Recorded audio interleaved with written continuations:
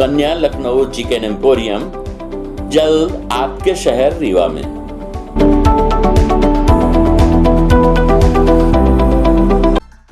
Sponsored by NABL lab, Awadhiya consultancy and testing laboratory.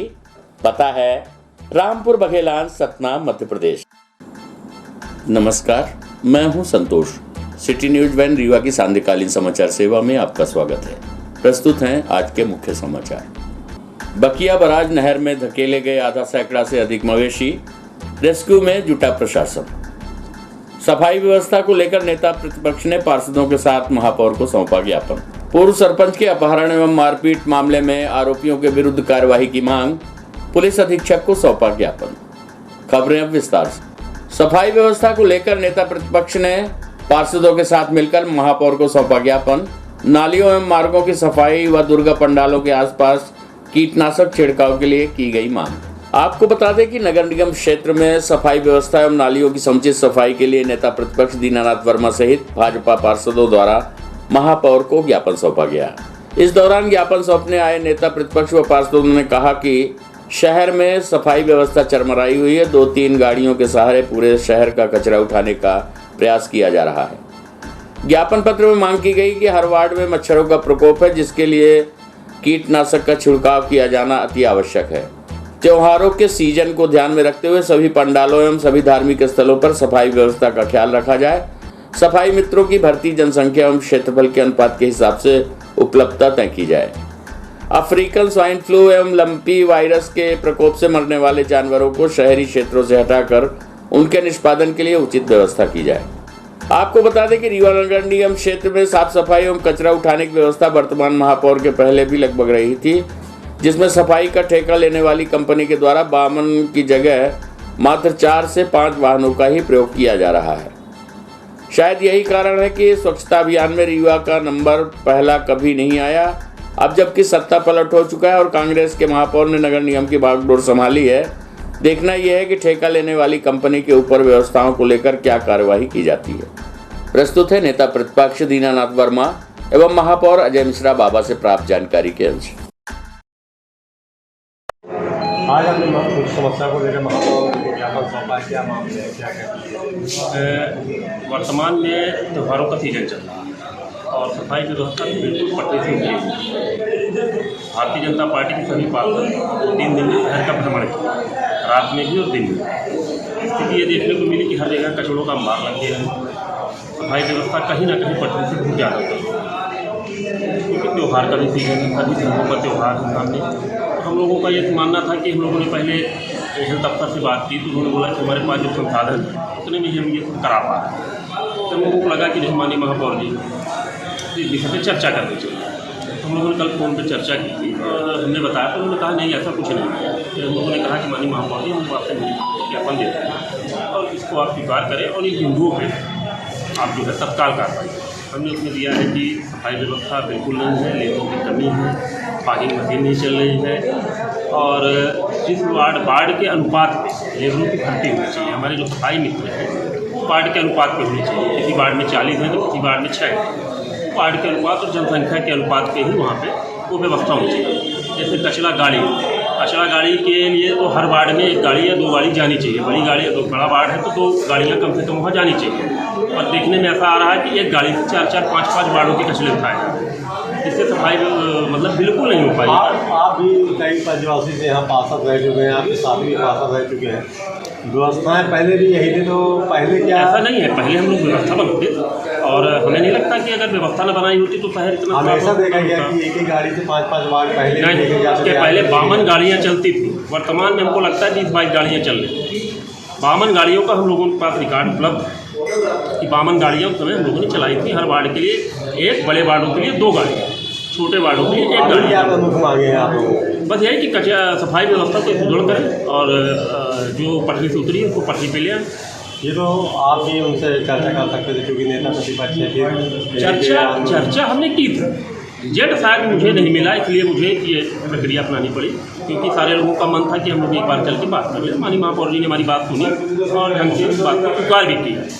उनका कहना भी है कि हम जल्द से जल्द इस व्यवस्था में सुधार लें। साथ में क्या मामले थे? ये सफाई व्यवस्था को लेकर है। कि जो शहर में सफाई व्यवस्था इस समय ये बोल रहे हैं कि सफाई व्यवस्था सुचारू रूप से नहीं चल रही है, लेबरों की कमी है, फॉगिंग मशीन नहीं चल रही है, दवाई नहीं पड़ रहा है, मृत जानवरों का निष्पादन जल्दी से नहीं हो पा रहा है। उसकी समस्या को लेकर आए थे हमारे भारतीय जनता पार्टी के सम्मानित पार्षद जन। तो इनको मैंने बताया है कि जो आप समस्या लेकर आए हैं वो समस्याओं पे कार्य हो रहे हैं। अगर कहीं दिक्कत है तो मैंने दोनों सफाई जो हमारे प्रभारी हैं उनको हमने बोल दिया है कि संबंधित पार्षदों के से संपर्क करके वार्डों में दवाई फॉगिंग मशीन का छिड़काव करें, और रैमकी के जो लोग हैं उनको ये बोल दिया गया है कि जो इंसुलेटर एक बिगड़ा हुआ है वो 3-4 दिन के अंदर बन जाना चाहिए, और एक नया इंसुलेटर और लगाएं जानवरों के निष्पादन के लिए, जो 3 महीने के अंदर उन्होंने समय हमको दिया है कि 3 महीना में एक और लगा देंगे। अभी जो जानवरों के निष्पादन की व्यवस्था थी वो कुठुलिया फिल्टर प्लांट के पास थी, उसको अब वहाँ पर बंद करा दिया गया क्योंकि जगह नहीं है। अभी माइनिंग वालों से बात हुई है कलेक्टर साहब से, तो बनकुइयाँ में 10-15 दिन के लिए वहाँ व्यवस्था हुई है, तब तक हमारा इंसुलेटर चालू हो जाएगा तो जानवरों का निष्पादन हो जाएगा। रीवा के मृगनैनी चौराहे में अतिक्रमण के विरुद्ध नगर निगम की कार्रवाई में लगा पक्षपात का आरोप। मृगनैनी चौराहे से कोठी मंदिर तक दोनों ओर है अतिक्रमण, 4 दुकानों को किया गया टारगेट। आपको बता दें कि नगर निगम क्षेत्र के स्वागत भवन चौराहे के समीप आज नगर निगम प्रशासन के द्वारा अतिक्रमण हटाने की कार्रवाई शुरू की गई। 4 दुकानों को टारगेट करते हुए उसे हटाने का प्रयास किया गया, जिसके बाद नगर निगम अमले के ऊपर पक्षपातपूर्ण कार्रवाई करने का आरोप लगना शुरू हो गया। दरअसल स्वागत भवन से लेकर कोठी कंपाउंड स्थित शंकर मंदिर तक दोनों ओर लगने वाले जाम के लिए अतिक्रमण बहुत बड़ा कारण है, लेकिन इस अतिक्रमण को अनदेखा करते हुए आज नगर निगम प्रशासन के द्वारा स्वागत भवन की दीवार पर बेल्ट का धंधा करने वाले लोगों के ऊपर कार्यवाही की गई। नगर निगम की पक्षपातपूर्ण कार्रवाई को देखते हुए लोगों ने विरोध करना शुरू कर दिया। आपको बता दें कि रीवा शहर की चरमराई यातायात व्यवस्था के लिए कहीं न कहीं नगर निगम प्रशासन एवं यातायात पुलिस स्वयं जिम्मेवार है, जिसका जीता जागता उदाहरण शहर के स्टेचू चौराहा, साईं मंदिर सहित शहर के विभिन्न स्थानों पर देखा जा सकता है, जहां सैकड़ों फल ठेला एवं सब्जी व्यापारी व्यापार करते नजर आते हैं, जिसके कारण इन मार्गों में हमेशा जाम की स्थिति निर्मित रहती है। प्रस्तुत है अतिक्रमण प्रभारी सुखेंद्र सिंह से प्राप्त जानकारी के अंश। बहुत सारा जाम लगता है। इन लोगों को पीछे थोड़ी सी जगह पहले से दी गई थी और ये पूरा फैला के यहाँ पूरे रोड में लगा लिए, तो इन सबको यहाँ खाली करा रहे हैं। ये दुकानें बहुत सारी हैं, जिसमें छोटी छोटी बहुत सारी दुकानें, पर कई लोग मिलकर के इसको पूरी मार्केट को कब्जा किए हुए हैं, इसीलिए इसको खाली करा रहे हैं। अभी आरोप लग रहा है कि इसके पक्षपातपूर्ण कार्रवाई भी हो रही है, 2-3 बेल्ट वालों को हटाया जा रहा, बाकी किसी के ऊपर कोई कार्रवाई नहीं, ऐसा नहीं। कार्रवाई सबके साथ बराबर होती है, उसमें कोई भेदभाव की बातें नहीं है कि कोई बेल्ट वाले अलग से हैं और ये दूसरे वाले अलग हैं, ऐसा कुछ नहीं है। वहाँ टर्निंग पॉइंट में बहुत भीड़ लगती है, जाम लगता है, इसलिए उनको हटाया गया है। ये क्या है, सब बाहर फैला के पूरा वहाँ जाम लगता है, इसलिए उनको खाली कराया जा रहा है। और ये भी साईं मंदिर और वहाँ शंकर मंदिर तक ये सब हटाया। हाँ, इनको सबको हटा रहे हैं। ये जो दुकानें बहुत सारी यहाँ बनी थी, लोग कब्जा करके रखे हुए, इसको भी खाली करा रहे हैं। प्रस्तुत है रीवा से प्रखर Gupta, bureau report public vibe. बकिया बराज नहर में धकेले गए आधा सैकड़ा से अधिक मवेशी, नहर के पानी को किया गया कम, रेस्क्यू करने जुटा प्रशासनिक अमला। रीवा जिले के सिरमौर जनपद पंचायत क्षेत्र अंतर्गत टीएससी और प्लांट से जुड़े बकिया बराज की नहर में करीब आधा सैकड़ा मवेशियों के फंसे होने की घटना सामने आई है। आपको बता दें कि इस घटना की जानकारी लगते ही तुरंत प्रशासनिक टीम के द्वारा नहर के पानी को कम कराया गया है और उन्हें बाहर निकालने के प्रयास शुरू किए गए हैं। हालांकि अब गुरुवार को रात होने की वजह से मवेशियों को नहर से बाहर निकालने की प्रक्रिया को बंद कर दिया गया है, जिन्हें शुक्रवार की सुबह रेस्क्यू किया जाएगा। दरअसल सतना जिले में स्थित बकिया बराज के रीवा जिले में स्थित नहर में गुरुवार को आधा सैकड़ा से अधिक मवेशी फंस गए, जिसकी जानकारी प्रशासनिक अमले को लगी। तत्काल नहर के पानी को कम कराया गया और मवेशियों को बाहर निकालने की कवायद शुरू की गई। बहरहाल गुरुवार को मवेशियों का रेस्क्यू करने में देरी होने के चलते रात हो गई थी, जिसकी वजह से अब शुक्रवार की सुबह से मवेशियों को बाहर निकालने के लिए रेस्क्यू किया गया है। बताया जा रहा है कि फसल नष्ट होने के डर से असामाजिक तत्वों के द्वारा मवेशियों को नहर के अंदर धकेला गया, जिसके कारण करीब आधा सैकड़ा से अधिक मवेशी नहर में फंसे हुए हैं। जानकारी के मुताबिक आवारा मवेशी होने के चलते असामाजिक तत्वों ने मवेशियों को नहर में धकेला है। आपको बता दें कि मवेशियों की नहर में धकेलने की रीवा जिले की पहली घटना नहीं है। इसके पहले भी आवारा मवेशी होने के चलते खेतों में कोई नुकसान न हो, इसके लिए असामाजिक तत्वों के द्वारा पूर्व में भी कई बार मवेशियों को नहर में धकेला गया है। प्रस्तुत है सामाजिक कार्यकर्ता शिवानंद द्विवेदी से प्राप्त जानकारी के अंश। रीवा जिले के एक बकिया बराज नहर है जो सिरमौर और सिमरिया क्षेत्र से होकर गुजरती है। बकिया बराज नहर बेसिकली सतना से आती है और ये एक THC प्लांट है, पावर प्लांट है, वहाँ से होते हुए बिजली का उत्पादन होता है, गुजरती है। बकिया बराज नहर में कुछ जो असामाजिक तत्व हैं, जो कसाई किस्म के लोग हैं, उनके द्वारा लगभग 100 की संख्या में गौवंशों को, जिसमें से बहुतायत में गाय हैं, जो कई गाभिन भी हैं जिनके पेट में बच्चे हैं, उनको लगभग 25-30 फीट गहरी नहर के बीच में धकेल दिया गया है। उन गायों का जीवन संकट में बना हुआ है। यह जानकारी THC पावर प्लांट के एक वहाँ पे कर्मचारी हैं, उनके द्वारा ये जानकारी दी गई है और इसके बारे में संबंधित जिला कलेक्टर, जिला SP रीवा, इनको मनोज पुष्प जो कलेक्टर हैं और SP जो नवनीत भसीन हैं, उनको दे दी गई है। उनके व्हाट्सएप में जानकारी भेज दी गई है और साथ में अन्य जो भी गायों के लिए काम करने वाले लोग हैं, गोवंशों के लिए, उनको भी सर्कुलेट कर दिया गया है। ये बेहद चिंताजनक बात है और ये पहली बार नहीं हो रहा है जब इस बकिया बराज नहर में इन गोवंशों को धकेला गया है और उनको मरने के लिए छोड़ दिया गया है। इसमें सबसे बड़ी लापरवाही उस नहर प्रशासन की है जो इसके चारों तरफ फेंसिंग की व्यवस्था नहीं किया है, क्योंकि यदि फेंसिंग की या वॉल, प्रोटेक्शन वॉल टाइप का होता, उसमें ये सीधे नहीं धकेल सकते थे। एक नंबर की बात। और दूसरी बात यह है कि जो जिला प्रशासन है, चाहे वो सतना का हो चाहे रीवा का हो, यह पूरी तरह से असफल रहा है इनके ऊपर कार्रवाई करने में। आज तक इनके विरुद्ध कोई भी कार्रवाई नहीं हुई, जबकि मध्य प्रदेश गोवंश वध प्रतिषेध अधिनियम के तहत इनके ऊपर कार्रवाई की जानी चाहिए। और जहाँ तक सवाल सरकार का है, तो भाजपा की सरकार है केंद्र और राज्य में, हमेशा ऐसी घटनाएं होती रहती हैं। यह बैठकर आराम से देखते हैं, ऐसा लगता है कि जैसे इन्हीं के आदमी ये काम कर रहे हैं और इन्हें बड़ी खुशी होती है। ये काफ़ी दुर्भाग्यपूर्ण बात है और भारतीय जनता पार्टी, नरेंद्र मोदी जी की सरकार है, शिवराज सिंह चौहान जो मध्य प्रदेश में मुख्यमंत्री हैं, मैं इनको याद दिलवाना चाहता हूँ कि आखिर आप गौवंशों के लिए क्या कर रहे हैं, आपको जनता के सामने बताना चाहिए। गौवंश सड़कों पर, खेतों पर, हर जगह हमारे फिर रहे हैं, नहरों में, घाटियों में धकेल दिए जा रहे हैं। यह बहुत ही चिंतनीय बात है और इसके लिए ये जो बेजुबान हैं आपको माफ़ नहीं करेंगे।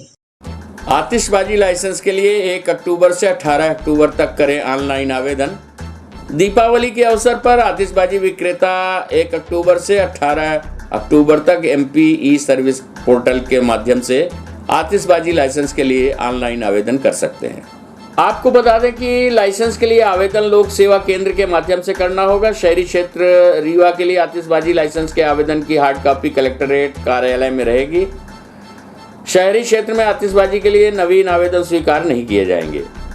अपर जिला दंडाधिकारी शैलेंद्र सिंह ने बताया कि आतिशबाजी लाइसेंस के आवेदन के साथ पुलिस चरित्र सत्यापन, पासपोर्ट फोटो, वोटर ID एवं आधार कार्ड की छाया प्रति और 500 रुपये शुल्क ऑनलाइन माध्यम से जमा करना होगा। आतिशबाजी अथवा पटाखा विक्रय के लिए अस्थायी लाइसेंसधारी को basic training school ground Khutehi में दुकानें लगानी होंगी। अपर कलेक्टर ने बताया कि दुकानों का आवंटन 20 अक्टूबर को अपराह्न 3 बजे से लॉटरी के द्वारा किया जाएगा। लाइसेंसधारी दुकानदार की 21 अक्टूबर से 24 अक्टूबर तक एवं 4 नवंबर को आतिशबाजी पटाखा विक्रय हेतु basic training school ground Khutehi में तथा ग्रामीण क्षेत्र में निर्धारित स्थान पर दुकान लगाने की अनुमति होगी। आतिशबाजी विक्रय के निर्धारित स्थल के अतिरिक्त कहीं भी आतिशबाजी की दुकान लगाना व विक्रय दंडनीय अपराध माना जाएगा। उन्होंने बताया कि अनुज्ञप्तिधारी आतिशबाजी व्यापारी 21 अक्टूबर से 24 अक्टूबर तक 4 नवंबर को छोटी दिवाली के अवसर पर basic training school ground Khutehi में ही आतिशबाजी का विक्रय करें। अपर कलेक्टर ने कहा कि आतिशबाजी को सुरक्षित एवं अज्वलनशील सामग्री से बने टीन सेट का निर्माण एवं एक अग्निशमन यंत्र एवं 2 रेत की बाल्टी की व्यवस्था लाइसेंसधारी को स्वयं करनी पड़ेगी। दुकान की सुरक्षा की जिम्मेवारी लाइसेंसधारी व्यापारी की होगी। आतिशबाजी की अस्थायी दुकानें एक दूसरे से 3 मीटर की दूरी पर एवं किसी सुरक्षित स्थलों से 50 मीटर की दूरी पर होंगी। ये अस्थायी दुकानें एक दूसरे के आमने सामने नहीं होंगी। आइए सुनते हैं इस संबंध में अपर कलेक्टर शैलेंद्र सिंह से प्राप्त जानकारी के अंश। देखिए, रीवा ज़िला निरंतर बढ़ता हुआ और बड़ा शहर है, तो इसके अंतर्गत ये निर्णय लिया गया है सर्वसम्मति से पिछले सालों की तरह कि जहाँ पर मॉडल स्कूल के कैंपस में दुकानें लगाई जाती थी, नगर निगम पूर्व निर्धारित वर्षों की तरह, पूर्व निर्धारित कार्यक्रम की तरह ही वहाँ पर दुकानें लगाएगा। पहले से नंबरिंग और उसका नॉमिनेशन किया जाएगा और बहुत ही पारदर्शी ढंग से ये सारी कार्रवाई की जाएगी। सभी लोगों को इसमें प्रतिभागिता का अवसर मिलेगा। डिज़ाइन चार्ट वगैरह पहले से फाइनल होगा। इस तरह कलेक्टर साहब, एसपी साहब का निर्देश है। इसके लिए कोई नए लोगों को अवसर नहीं दिया जाएगा। जो पुराने परंपरागत रूप से यहाँ कार्य करते रहे हैं, उन्हीं लोगों के बीच में लॉट के माध्यम से दुकानों का निश्चय किया जाकर और उनका आवंटन किया जाएगा। उनको माननीय सर्वोच्च न्यायालय के और शासन के द्वारा दिए गए सुरक्षा मानक, चाहे रेत रखना हो, दुकानों में डिस्टेंस रखना हो, फायर सेफ्टी की व्यवस्थाएं हो, कार्बन डाइऑक्साइड का कैन रखना हो, ये सारी चीज़ों की तैयारी और व्यवस्था उचित रूप से करनी होगी, जिससे सुरक्षात्मक रूप से पटाखों का विक्रय सुनिश्चित। इसमें चरित्र प्रमाण पत्र वगैरह भी मांगा जा रहा है। सामान्य रूप से चरित्र प्रमाण पत्र की आवश्यकता इसलिए पड़ती कि विभिन्न कार्यक्रमों और उसमें कहीं कोई ऐसी स्थिति या कोई आपराधिक पृष्ठभूमि की स्थिति तो नहीं है, या फिर बारूद, सामान्य रूप से वही बारूद से आप पटाखा भी बना सकते हैं, उसका उपयोग अन्यत्र रूप से भी हो सकता है।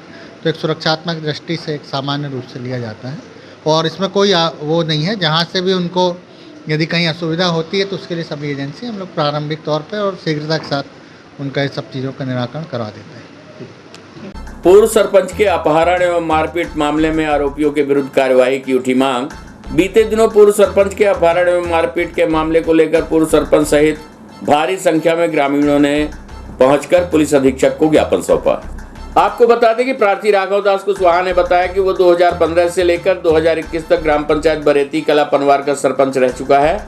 22 सितंबर की रात्रि 8 बजे के करीब संचित तिवारी निवासी गढ़वा के द्वारा अपने साथियों के साथ मिलकर उसी की हत्या करने का प्रयास किया गया। इस पूरी घटना का कारण जवा कस्बे में एक किराए की दुकान को बताया जा रहा है, जिसे आरोपियों के द्वारा खाली कराने का प्रयास किया जा रहा था। घटना के दिवस जब फरियादी पूर्व सरपंच राघव दास कुशवाहा दुकान में फर्नीचर का काम कराकर घर की ओर जा रहा, तभी आरोपियों ने रास्ते पर उस पर हमला कर दिया और अपहरण कर सुनसान इलाके पर ले जाकर जान से मारने का प्रयास किया। पुलिस अधीक्षक कार्यालय पहुंचकर फरियादी ने बताया कि आरोपी गणों के द्वारा हत्या की नीयत से उस पर हमला किया गया, जिसमें आरोपी संचित तिवारी एक अभ्यस्त अपराधी है, जिसके ऊपर विभिन्न थानों में कई आपराधिक मामले भी दर्ज हैं। पूर्व सरपंच ने कहा कि स्थानीय दबंगता के कारण पुलिस भी उस पर कोई कार्यवाही नहीं कर रही है, जिसके बाद उसे निरंतर जान से मारने की धमकी दी जा रही है। प्रस्तुत है शिकायतकर्ता पूर्व सरपंच राघव दास कुशवाहा से प्राप्त जानकारी के अंश। इस स्थिति में रखे तो कैसे वहाँ से निकले और क्या चीज़ें? सर 22 तारीख को हम जवा जनपद में के सामने दुकान गांधी पुतला के पास एक लिए थे किराया से, विनोद सिंह से, उसमें काम करा रहे थे। लगभग 12 बजे 2 लड़के आए, अचानक हमको मारने लगे। बोले हमारा पैसा नहीं दे रहे हो, पैसे दे दो नहीं जान से मार देंगे। बोला भाई आप जो आपका पैसे थे हमने खाते में आपके जो खाता दिए थे उसमें डाल दिए, और इसके बाद मारने लगे। उसमें संचित तिवारी थे और रजनीश शुक्ला, दोनों हमको थाने लेके गए। बोले चलो भदौरिया के पास, उससे मरवाएंगे। तब ये बताएगा नहीं, ऐसे नहीं बताएगा। हमको 8 बजे तक वहाँ जवा थाना में पुलिस बैठा के रखा, हमारा FIR भी नहीं दर्ज किया था। फिर मैं 8 बजे वहाँ से जवा से निकला अपने घर के लिए। जवा से डगडैया की भी दूरी 3 किलोमीटर है। वहाँ सुनसान जगह में हमको गाड़ी रुका के 4 व्हीलर से आए। अब उसमें 2 लोग गाड़ी से उतरे थे, हमको नहीं पता कि 4 थे कि कितने थे, लेकिन जो बाहर निकले थे उसमें से एक संचित तिवारी था, उसको मैंने पहचान लिया हूँ। मेरे मुंह पे कैप लगा दिए थे, बीच वाली सीट पे मेरा मुंह नीचे करके लेटा दिए थे। घंटों गाड़ी चलने के बाद गाड़ी से उतारे हैं। हमारे पाँव में जूता नहीं था, इसलिए हमको महसूस हुआ कि जहाँ पे हम जा रहे हैं वो मोरम या कच्ची मिट्टी वाली रास्ता है। इसके बाद जंगल की ओर करीब 2-3 घंटे तक पैदल ले जाते रहे। फिर वहाँ जहाँ पे ले जाके हमको रोके थे, वहाँ पे 3 सीढ़ी चढ़ के हमको जाना पड़ा था। हमारे मुंह पे कैप लगा हुआ था, इसलिए हमने पहचान नहीं पाया। एक को पहचान लिया था जब कैप नहीं लगा था, संचित तिवारी को। क्या कैसे वहाँ से छूटे कैसे? वहाँ से हमारे गांव की दूरी में गौशाला बना हुआ है 2-3 किलोमीटर पे। मैं भूतपूर्व सरपंच था, मैंने ही बनवाया था। वहाँ से थोड़ा 100 मीटर दूर पे ले आके गाड़ी में वहाँ पे हमको छोड़ के चले गए थे। क्या चाहते हैं अभी आप?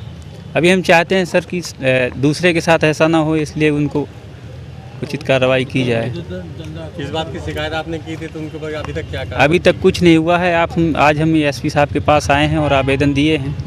कितने दिन तक अपहरण किए रहे? 24 घंटे से ज़्यादा। घटना दिवस आपको थाने भी ले गए थे, थाने में पुलिस का कैसा व्यवहार? थाने में तो कुछ हुआ ही नहीं सर। थाने में हम उस दिन 8 बजे तक बैठे थे, फिर जो हमारे घर के लोग ढूंढने लगे तब फिर 11:50 पे FIR दर्ज किए थे मारपीट वाली। उसके बाद अपहरण हो गया। हाँ, उसके बाद उसके पहले हो गया था। मतलब घर के हमारे लोग गए थे सूचना देने की, अभी तक घर नहीं पहुंचे हैं, तो उनको रास्ते में मोटरसाइकिल, हेलमेट वगैरह, मोबाइल वगैरह हमारा रास्ते में पड़ा मिला। आप बता रहे हैं आरोपी भी आपको थाने लेके गए थे वहाँ कुछ? हाँ, उसमें लेके गए दोपहर के समय जब मारपीट किए थे। क्या हुआ था थाने में? क्या था उस समय पे कुछ नहीं हुआ था। हमको 8 बजे तक बैठाए थे, बोले चले जाओ, आज कुछ नहीं होगा, लाइट नहीं है, कल आना। इसलिए मेरे को देर हो गई, अगर नहीं तो मैं दिन में ही चला जाता अपने घर। ऐसा वारदात नहीं होता। पहले क्या था? पहले सरपंच थे, पूर्व सरपंच पंचायत बरेती कला। लावारिस शव को देख मां ने किया शव लेने से इनकार, बेटा बताकर कर दिया अंतिम संस्कार। दुखियारी मां ने पुलिस अधीक्षक से DNA जांच कराने की कर रही है मांग। आपको बता दें कि अपने बुढ़ापे का सहारा खो चुकी एक दुखियारी मां ने अपने बेटे की तलाश में पुलिस अधिकारियों के चक्कर लगा रही है। ये पूरा मामला उस समय उलझ गया जब पुलिस को एक शव बरामद हुआ जिसे उसका बेटा बताकर अंतिम संस्कार करा दिया गया। दरअसल ये पूरी घटना सिटी कोतवाली थाना क्षेत्र की बताई जा रही है, जहां आज से 2 माह पूर्व 20 जुलाई को एक दुकान में काम करने वाला युवक अमित रजक रहस्यमय तरीके से गायब हो गया था। पीड़ित ममता रजक का कहना है कि 20 जुलाई को उसका बच्चा दोपहर 2 बजे घर से खाना खाकर निकला था, लेकिन फिर दोबारा वापस नहीं आया। गरासिया का कहना है कि जावेद खान, समीर खान तथा जावेद की पत्नी तीनों कटरा निवासी ने मिलकर उसे मार दिया है। प्रार्थिया का कहना है कि घटना के बाद उसने आरोपियों से संपर्क करने का प्रयास किया, जिसके बाद उसे भी जान से मारने की धमकी मिलने लगी।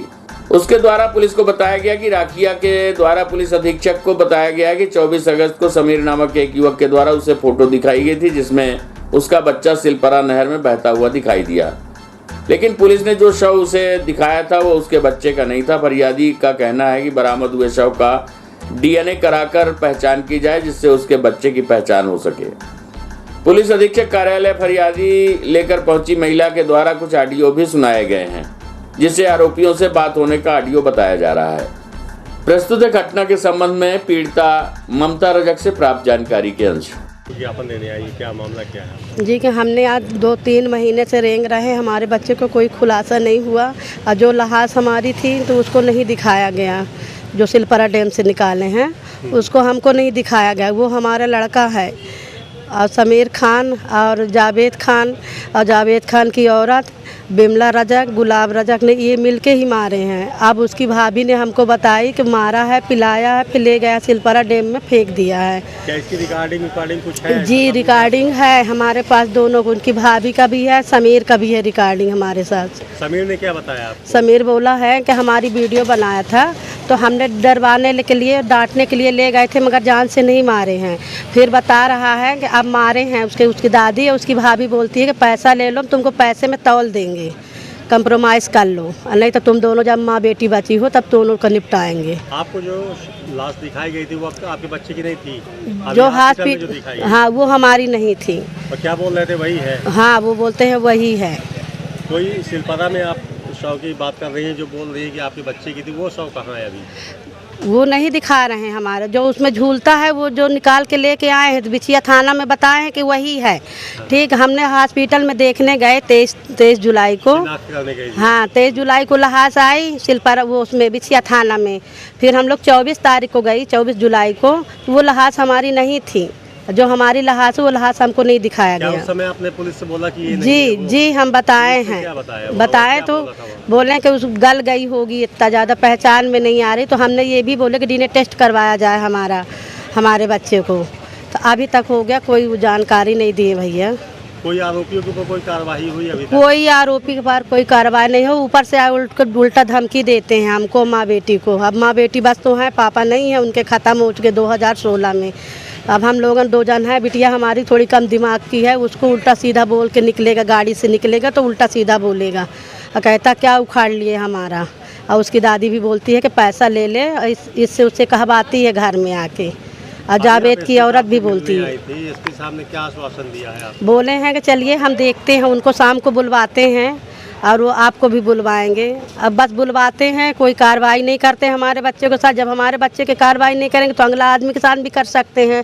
और हम लोग माँ बेटी बस बसते हैं, दरवाज़ा हमारे पूरा खुला रहता है सामने से, हमारा निकाल सामने है, पीछे हमारी कोई जगह नहीं है, 2 कमरे है ही है, तो निस्तार अपना बाहर होता है, तो वो आके दुआरे में बोलता है। अभी जिसको बताया गया था कि आपका ही शव है, वो कहाँ गया फिर शव? आपको सौंपा गया था क्या वो शव जो हॉस्पिटल में दिया गया जी था? नहीं दिया गया हमको, आपको दिया ही नहीं? नहीं, जब वो हमारी रही नहीं तो हमने नहीं लिए उसको। उसके बाद प्रशासन ने उसको वो किया है? जी जी जी। मतलब आपकी नहीं थी, आपने उस समय भी कह दिया कि आपकी नहीं है, हाँ, उसके बाद भी हाँ, कोई कार्रवाई नहीं? कोई कार्रवाई नहीं हुई। आज की खबरों में बस इतना ही। कल हम फिर मिलेंगे कुछ नई खबरों के साथ। तब तक के लिए हमें इजाजत दीजिए। नमस्कार। Sponsored by NABL lab, Awadhiya consultancy and testing laboratory. पता है रामपुर बघेलान, सतना, मध्य प्रदेश।